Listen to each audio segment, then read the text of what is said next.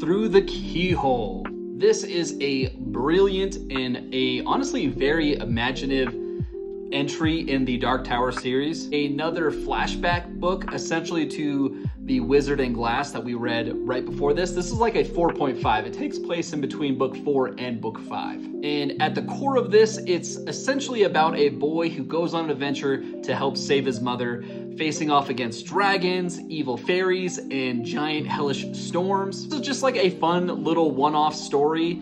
It's kind of like a story within a story within a story. Storyception. Now, I really enjoyed this book, but I do feel weird about it being an entry in the Dark Tower series. So this is like a very adventurous book. We have a boy who's just trying to save his mom. He's going out on this adventure. He's trying to follow this gray cloaked dude and that's giving him all these hints and clues on how to save his mother. This is off against dragons. There's evil fairies that are trying to lead him astray, all while trying to dodge like this giant crystal hailstorm. And eventually he does free a tiger on here, who I won't spoil anything about that because that was honestly quite surprising and I enjoyed it. But it's just like it kind of reminds me of The Hobbit a little bit, where it's just a good old adventure. I think it's a good book. I just don't know if I necessarily like it as a Dark Tower book.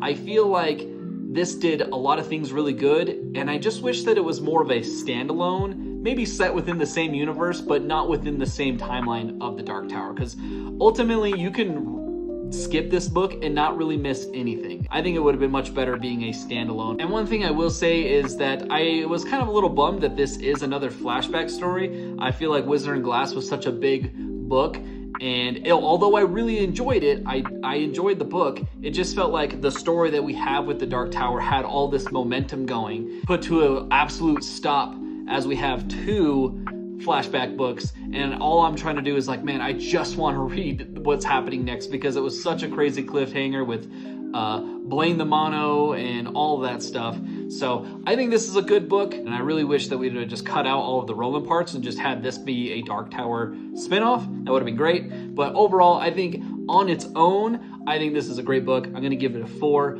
I think within the grand scheme of Dark Tower, it's probably not as high just because it has literally nothing to do with the Dark Tower. But overall, great book. I really love the little adventure, especially the win through the keyhole part. Like I said, there's a few stories within stories here, and that particularly was really good. Let me know down in the comments below if you guys have read this book. I'd love to hear your thoughts.